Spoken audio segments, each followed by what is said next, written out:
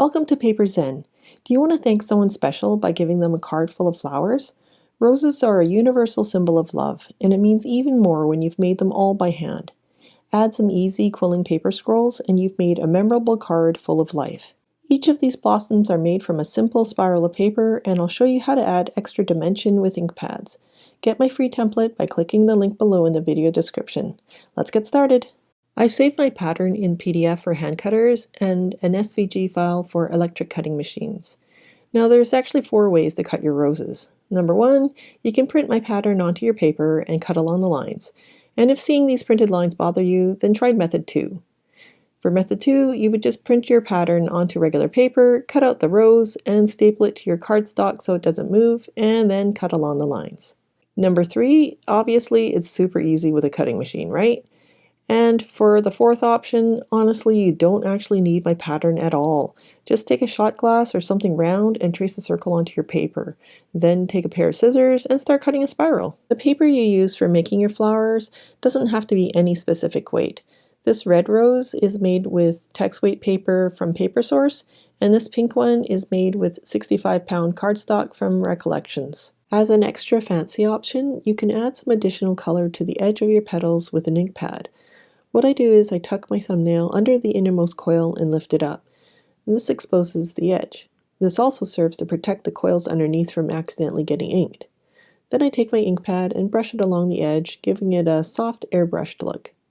And then you just turn the spiral and continue, working your way from the inside to the outside so that you can avoid touching the inked areas and getting them dirty. Keep a damp tissue nearby to clean your fingers and let the ink dry fully before you start coiling them up. After cutting your roses, it's time to start rolling it up with your quilling tool. I'm facing my tool toward the center of my rose, and you'll see it starts to angle itself automatically. And that's okay, you just keep pressure on the coil and don't let it unravel just yet. When we get to the end, just dab some glue in the center and push those edges into the glue. You can use a crochet hook to do that if you want. And at this point, I'm going to let those coils relax a little and let the flower blossom more fully. And if it relaxes too much, you can use tweezers and recoil it tighter again if you want. The main thing here though is just to make sure those edges are touching the glue until it sets. Next, print my card onto your cardstock. Score down the middle, fold, and now you can cut away the excess to get a 5-inch square card. Unfold the card so it lays flat. In my files, you'll also find a circle template for any of you who want to have a guideline for gluing things down. Just cut out the center and stick it to your card with some washi tape. Now I start placing my elements on my card. I don't glue anything down just yet, I just play around with the elements until I like what I see. And in this layout, I wanted the flowers asymmetrically placed. I like to glue my flowers facing different directions because to me, it gives my card more life. I really like adding some simple quilling paper scrolls to my card to give it more movement, and to me it just kind of makes my eye keep moving around the card. After your elements are glued down, you can remove the circle template.